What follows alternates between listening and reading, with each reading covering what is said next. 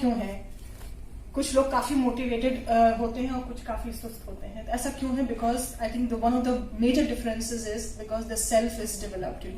They are more self-aware. They have worked with their personal self. They have worked with their professional self, which is why it has impacted on how they have, what kind of relations they have with the teachers, what kind of relations they have with the students, and how they overall transform the school. So self becomes an important aspect. And that is what differentiates between people who have done very well in their professional field and who are probably not that open and that motivated. So one of the key factors which is associated with self is motivation. So how do you initiate this motivation inside you? Where do you get this energy that I need to get up and I need to do this? I need to face this challenge. I can do it. There are so many of us who will probably not get this feeling from inside. So how do you help people get this feeling from inside that yes, I can do it and I can move forward?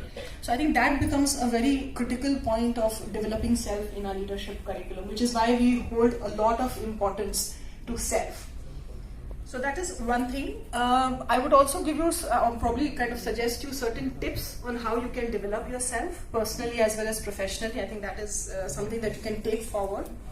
I'll just take up from what Mulya sir has suggested today, diary writing. This is one of the strategies that we actually do in our course on developing self. We ask you to identify, to sit back, reflect on a particular day, what habits or lifestyle or what kind of new strategies you want to learn, yourself wants to learn in the next 15 days or 1 month or 6 months, or probably some habits would take probably a year to change, or some new habits would probably take a year to kind of gather.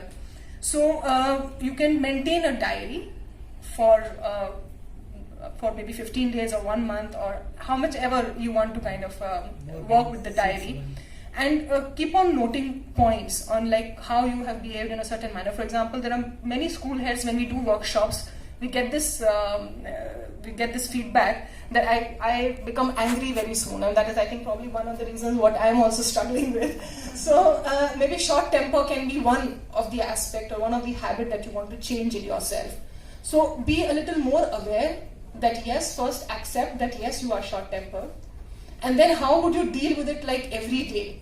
Have you been able to kind of modify your behavior in the next few days or in months to come? So diary writing can be a very important strategy for developing self. That is one thing. We also work a lot on time management because we feel that most of the school leaders who have done well and who have transformed the school are very good time managers.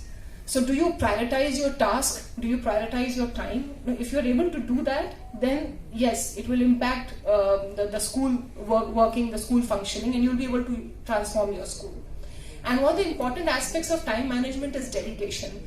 This is also what we have observed in many of our workshops. Most of the school leaders, they try to do all the work themselves.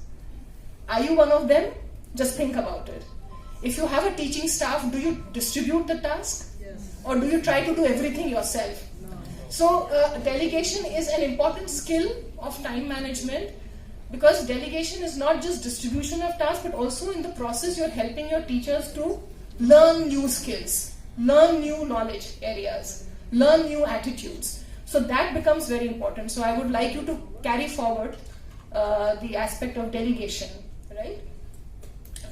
Then the last thing that we'd probably discuss in developing self is professional development.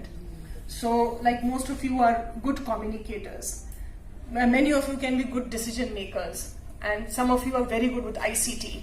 So I think one of the beginning process of a school leader is to first reflect on what skills I have, what strengths I have, and where I can improve.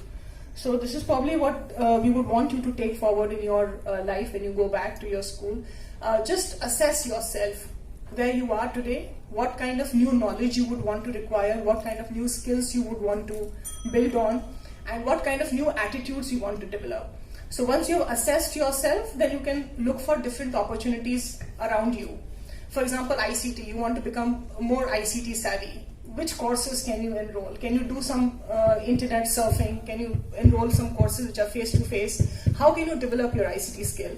How can you develop communication? How can you develop self-confidence? So there are multiple avenues on the internet as well as face-to-face which are available in terms of developing yourself, developing yourself professionally. So this is the entire scope of self-development, and which we think is very critical for school leadership. And I hope you've got some strategies and some tips to work on this. Thank you. Thank you very much to all the panel.